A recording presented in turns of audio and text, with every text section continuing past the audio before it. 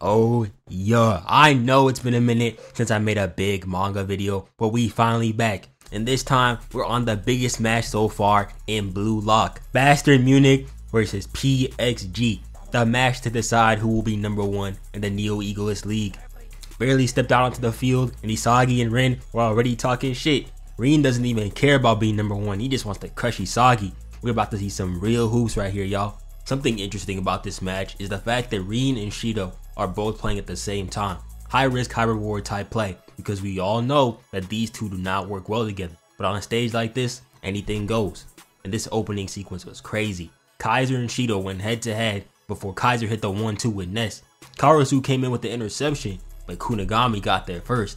They was out here playing hot potato with the ball, and eventually it went to Rin. But y'all know our boy Isagi was on that. With an opening like that, you just knew this match was about to be generational. Bastard Munich is barely hanging on though, having to combat both the Rin and Shido system simultaneously. And on top of that, they gotta watch out for Charles. Dude is 15 years old, hanging with the big boys, that's crazy.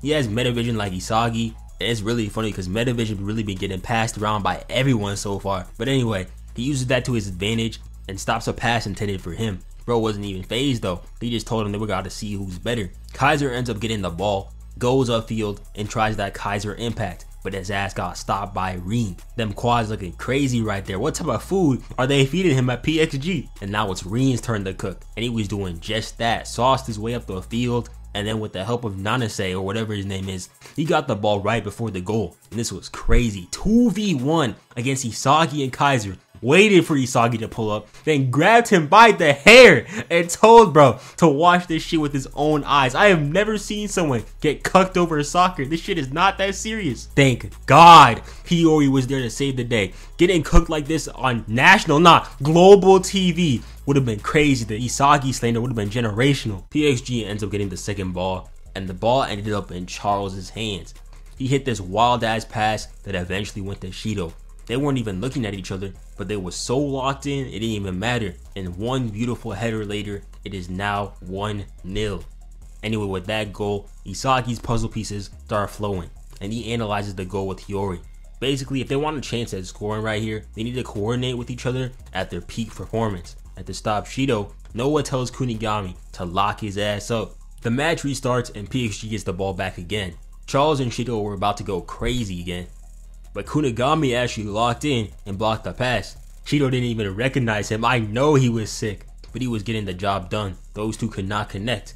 And once Hiyori figured out how to stop Charles, it was now time for him and Isagi to cook. Hiyori hit this no-look pass like he Kuriko, and then Kunigami got the ball and gave it to Isagi. Now he's home free, but Rin was not letting that shit happen. And even worse, Kaiser ass was down here too. Kaiser is genuinely that average quote-unquote teammate in Blue Lock Rivals. Only in that damn game will you see niggas do anything in their power to prevent you from scoring a goal for your own team. But Isagi said, nah, we ain't doing that shit today. Pump fake with his left over the ball. Then he hit a direct shot with his right mid-air, and that shit was green. Mid-air quick draw 2-gun barrage. Bang! These two were mad as hell at that shot, bro. Kaiser yelling like his team didn't just score. Calm down, bro. And this is why I like Shido. He knows when to give a nigga props when they're due. With that goal, Isagi changed the game. Corona was subbed in, and with that it'll be easier for him to score more goals. And Isagi's goal of being #1 is now in view, and he is ready. Kaiser, on the other hand, is at rock bottom. All he has left is Ness trash ass, and with Isagi on the verge of taking over his team, he needs a miracle and fast. So after the match restarts, they get the ball back, and Kaiser gets ready to unleash his new weapon, the Kaiser Impact Magnus. A shot with incredible spin, but that shot only works when the ball is stationary. To do it in game is a whole nother thing, but he doesn't have time to worry about that right now. Two defenders on him, and he takes the shot. But not only did he miss, he missed badly. Nigga airballed in a soccer match. I know he was pissed. And of course, with a shot like that, we had to get a backstory. And it turns out that his irrational nature actually has a reason. He had an abusive father and no mom because she pulled a reverse and took the milk, so the only thing that he really had was soccer. And one day his dad got arrested and he tried stabbing his soccer ball for some odd reason, and bro snapped. Forget football, someone get his ass on the Guardians of the Globe. Look at these moves, bruh. He could probably do more damage than Immortal. Anyway, that put him on the map, and he ended up being scouted to play soccer by the FIFA president. And that's where he got his ego and desire to crush others, and yeah, that shit ain't gonna fly no more. This is Isagi's team. The only one getting destroyed right now is him. Bro was getting told to kneel by Isagi. I know he was sick. If Backstory Boy wants to win, he needs to evolve. Dude, Isagi was really out here moving like a god in these damn panels. No wonder he snapped. So Kaiser goes back to his 0 point. His beginning, his original ego. Instead of worrying about Isagi, he does his own movements. Even passing the ball to Raichi of all people. Isagi was impressed. And this is where Kiora comes in. Now, I'm not going to spend a lot of time on this. Basically, Kiora was always that guy on the borderline, 50-50. He likes to tip the scales and whatnot, and he only allies with those who will be beneficial to him. And in this case, he chose Kaiser, because after Charles gets a clutch block on Isagi, he ends up getting the ball and giving it to him. A perfect pass for his impact Magnus, and it was barbecue chicken from there. Once I saw the backstory panels, I knew that shit was green, and yes it was. That celebration pose was tough as hell though, not gonna lie. Went from 100 to 0 and back to 100 again.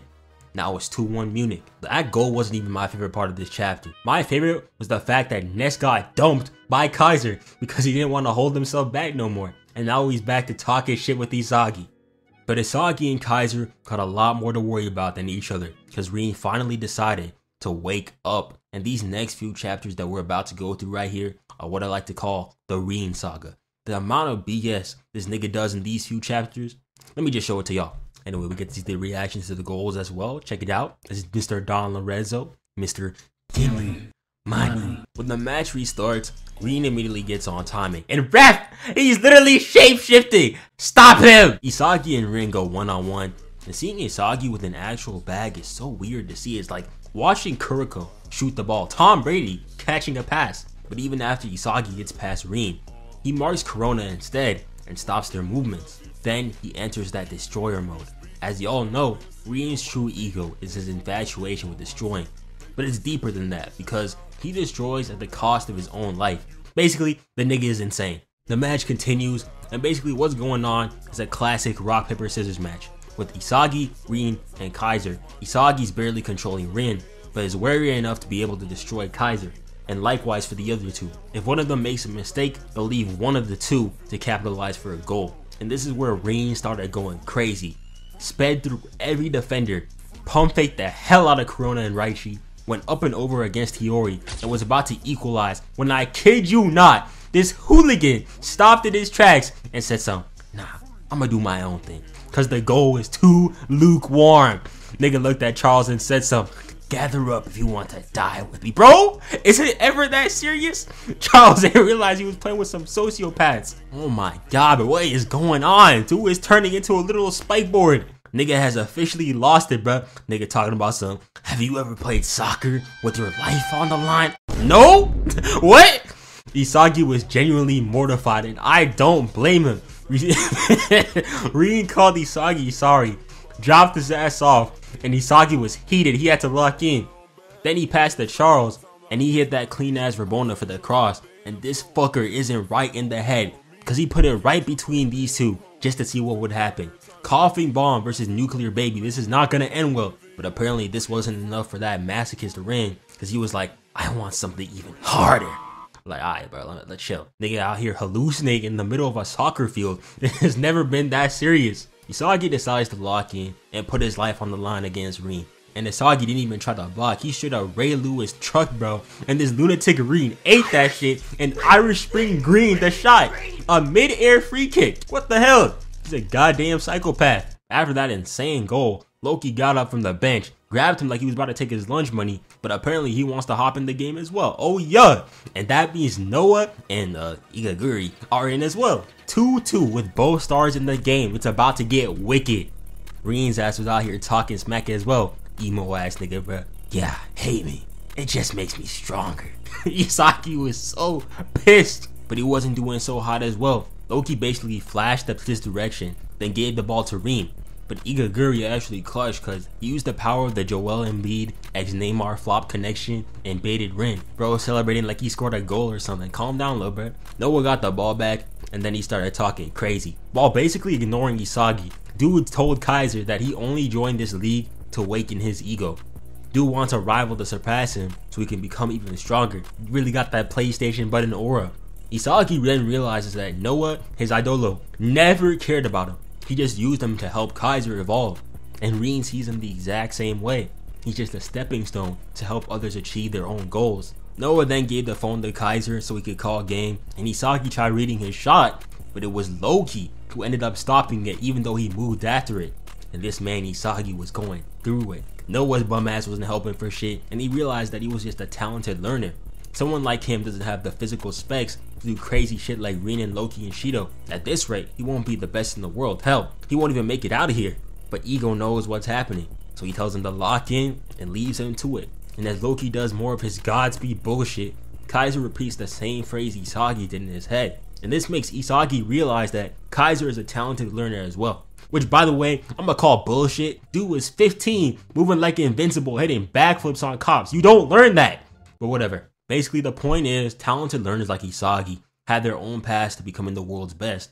The trick is to stick with it. Don't try to be a genius. And this makes Isagi realize that he needs to drop his fixations on Rin and Kaiser, his admiration for Noah, and focus on one thing: winning. And with that, the new Isagi makes his way towards Rin. The way to be a genius is with a talented learner ex-learner chemical reaction, which is what he did with Kaiser.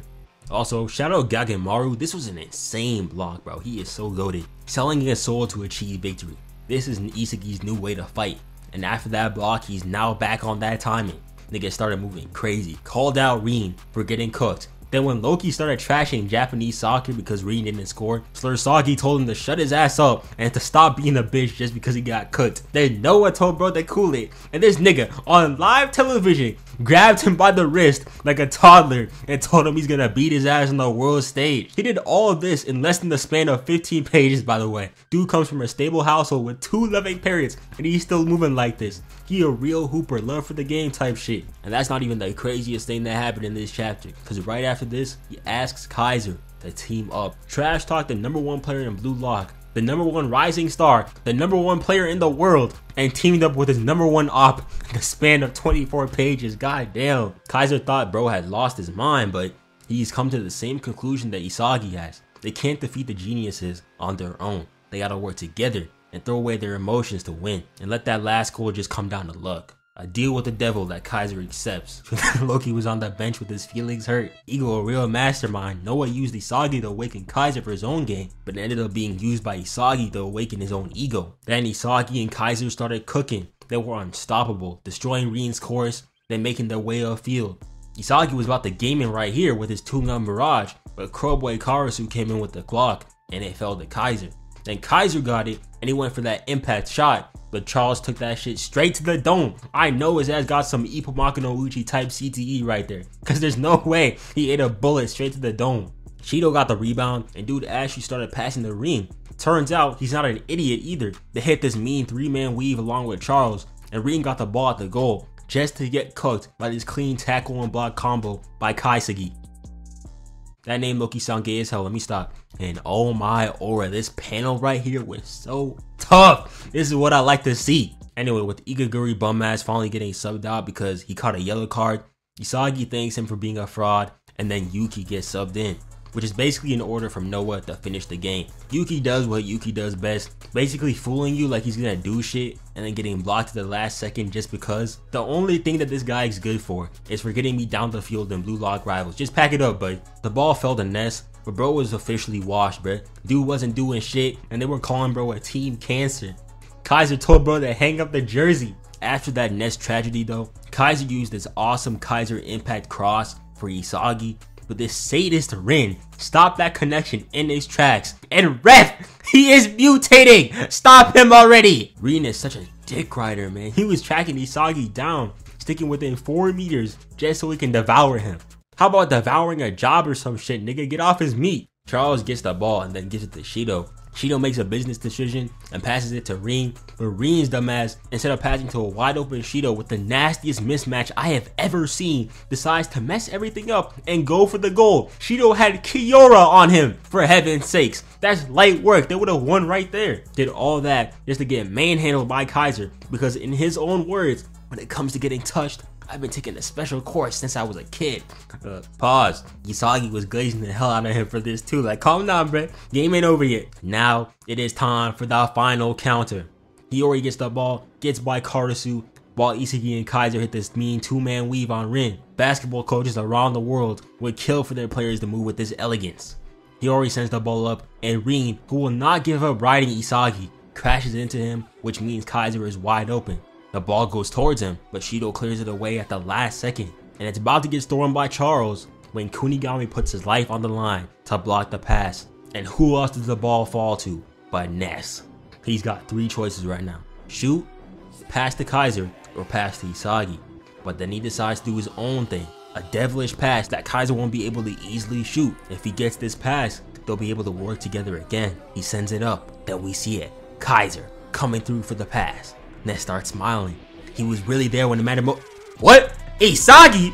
Ref, he's literally shape-shifting. Stop it! The king of adaptation, Isagi Yoichi, was the only one who saw Ness's awakening. The one who believed in him to make that pass, selling his soul for victory and evolving once again, using others' ego for the sake of his own goals. Nigga Kaiser yelling like this isn't his fault. You was the one talking about some, I don't need you anymore. Now we doing this? Make up your mind, bruh. And all Platoshi can do is watch as my glorious neo-egoist king hits that two-gun straight to the net. And that's game. A perfect 4-0 record for Bastard Munich. They are your neo-egoist league champs. Igaguri celebrating like he a part of the team. Like, pack it up, bruh. You're done. Kaiser can only fall to his knees in despair as he realizes that it was his fault that they lost. Ness made the correct pass, but he failed to adapt to the situation. But Isagi reacted immediately to the situation, using Shido, Kaiser, and Rin as obstacles and gambled on Ness's evolution. And on top of that, he realized that he was having so much fun that it sold him the game. Isagi came up to bro like, hey, good shit, my nigga, we take those. Then went up for that dap while calling bro my ultimate clown. You cannot be serious, bro. Kaiser was not rocking with that. But hey, that's game. But check this BS out. Rin and Isagi both ended up being #1. Like, there ain't no way. Why are they sharing the #1 spot? Rin sold the game on like 3 separate occasions. Got cooked one-on-one, and he's still at the top. This plot armor is crazy. Shido also ended up beating Baru to be #3. Interesting choice considering that Baru scored 2 goals against Kaiser and Isagi, plus that hat trick that he had earlier. The only way I can see this being justified is the fact that Shido was able to score on a Rin-centered offense. Baru does have the entire team designed behind his playstyle, but at the end of the day, he deserved #3. Nigga Isagi was happy as hell. Dude was jerking himself off for 3 chapters straight. I'm the king. You niggas can't hold me. Suck my dick, Kaiser. Bro is not Ken Kaneki. Put the hands down. Then after the match, we see the final rankings. Bachira top 5. He is genuinely so goated, bro. Carried that sorry ass football team Barcha the entire way. Rename it to Bachira FC, Bachira and Friends, Bachira and Company. The rankings also include Otoya, Kunigami, Karasu, Aiku, Chigiri, and the 2 Isagi femboys. You know, the regulars. But the big shocker is Nagi. Dude was locked off at number 24. How do you let Nanase, whatever the fuck his name is, get ahead of you? Dude was just top 2 the other day. Rayo, who is quite possibly the gayest nigga in Blue Lock, managed to break them chains and score a goal on his own accord. And he achieved top 10 status, while you couldn't stop dick riding for 1 drive and ended up stealing the bag. We got Baru as the king, Isagi as the Demon King, and Nagi as the Burger King. Gonna be serving up them 5-stage McDonald's combos, hitting that McFlurry hotline with that other white-haired boy Kira. Did you know that I once scored in the U20 match? Just put the fries in my bag, little bro.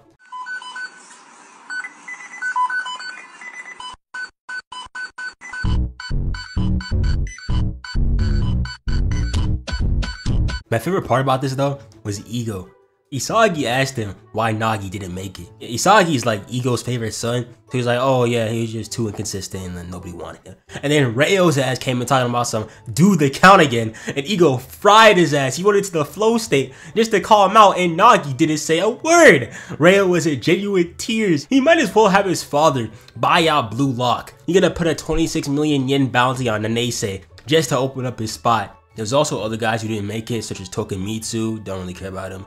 Some MVCs like the Buddha guy. I felt bad for Neru, bro. He didn't even touch the field once. And Igaguri was in dead last They didn't even bother putting him in front of Nishoka. Messy my ass, dude. Might be the second greatest potential main after Nagi. But forget putting the fries in the bag though. Nagi low-key got a career as a rapper. Check out his flow right here.